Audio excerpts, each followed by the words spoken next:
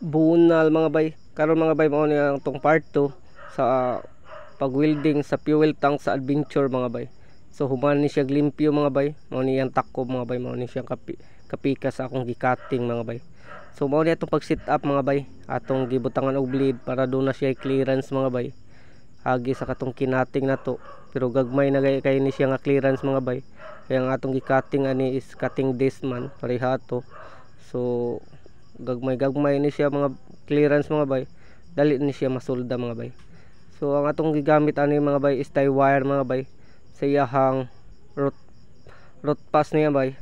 So ang atong ihat pass ani is a bronze rod mga bay. Ato ning gitakingan og ginagmay mga bay no, pero hibitak siya mga bay.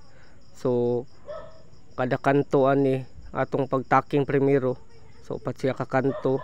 Dayon ato din siya takingan og tag 1 inch mga bay.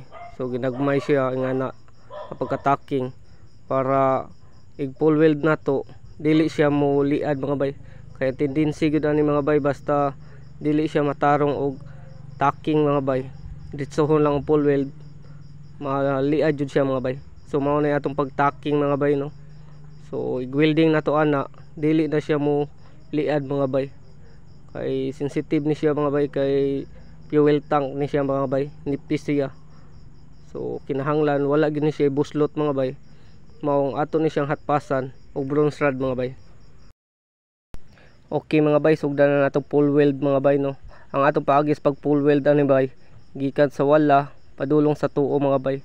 Tag 2 inch ra ang atong gi welding primero mga bay, hantod nga matapot gid siya mga bay. So ato ni siyang i-round tanan. Kunya ang atong pag set up ani sa iyang kayo mga bay is base sa siyang kanipson mga bay. So kinahanglan ni siya nga di gid siya mo buto-buto mga bay. Ay para wala siya pinhole mga bay. Kay krudo man ni siya.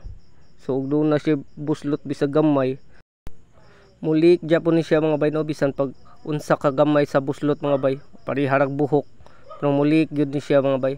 Mong ato gini siyang hatpasan og bronze rod mga bay para mawa gyud iyang buslot mga bay agi sa atong pag-welding sa GI wire mga bay. Pwede ra sad ni nato og GI wire mo atong ihatpas mga bay, pero mas gipili nato ang bronze rod kay mas sure siya nga mutabon jud siya mga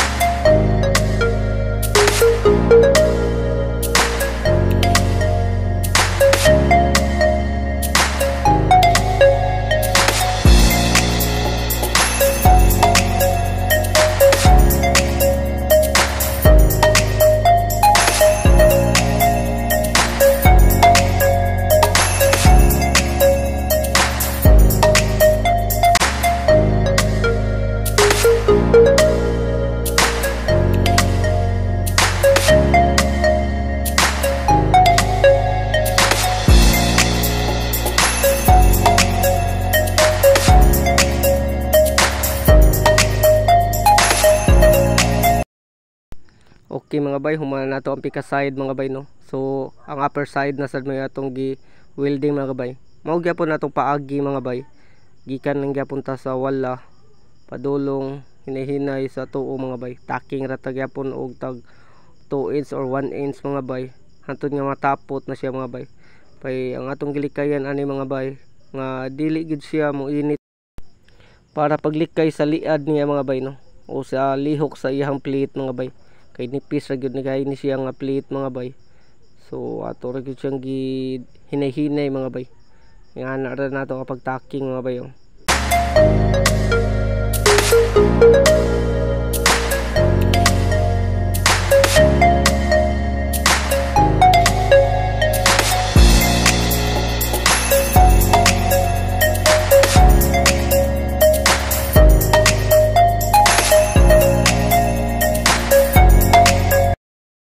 Okay mga bay, mao ni atong finished product sa yang root pass mga bay.